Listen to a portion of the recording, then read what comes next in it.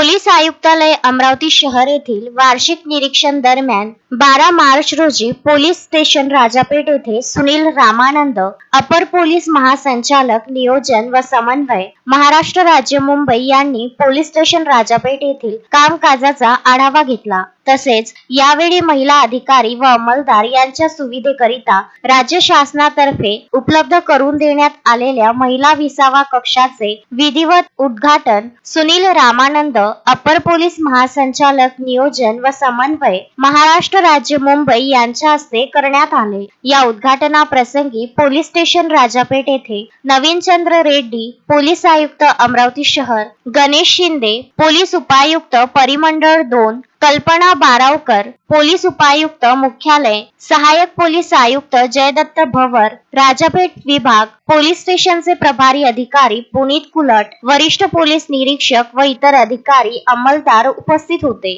यावेळी महिला शांतता समितीचे सदस्य उपस्थित होत्या। अपर पोलीस महासंचालक यांनी यावेळी अंमलदार आणि अधिकारी यांच्या समस्या जाणून घेतल्या व त्यांचे निराकरण करण्याचे आश्वासन त्यांनी दिले। शोएब खान, विदर्भ न्यूज, अमरावती।